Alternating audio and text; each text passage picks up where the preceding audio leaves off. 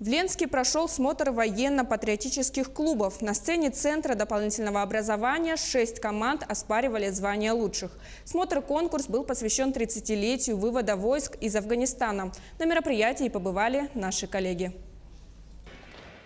В каждой из 6 команд были и парни, и девушки. Важно, что в соревнованиях участвовали не только ленские учебные заведения, но и представители из Бичинчинского и Чимчинского наслегов. Ребятам предстояло пройти 3 этапа. Первый – это визитная карточка. Клубы красочно представили себя и свою деятельность, рассказали о своих достижениях. Мы сохраняем лучшие традиции кадет, наших предшественников. Во время прохождения занятий и соревнований в лагере «Фурбоз» мы сдаем определенные нормативы. Второй этап был творческим. Ребята исполнили песни по тематике самого конкурса. Песни о тяжелой войне, об утратах, звучавшие под гитару, затронули всех зрителей. Особенно в исполнении клуба «Виктория» первой городской школы. Ребята трогательно разыграли сценку под тематику песни. Во дворе мальчишка Сашка, у него собака, а еще машина есть, а еще есть папа. Большая честь выступать на этом мероприятии,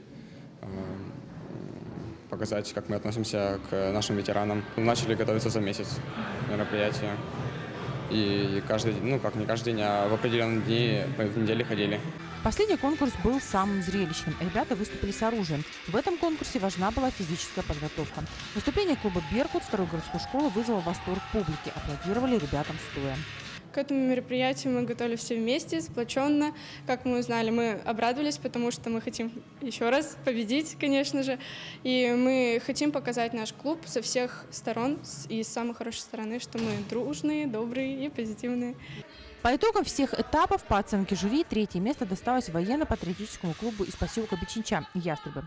2-е место занял клуб «Беркут» второй школы, а безоговорочную победу одержал клуб «Виктория» первой городской школы.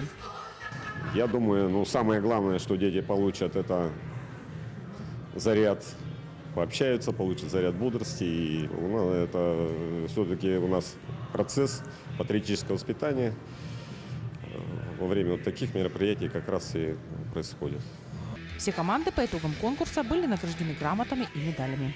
Светлана Балеева, Виталий Андреев, Ленск.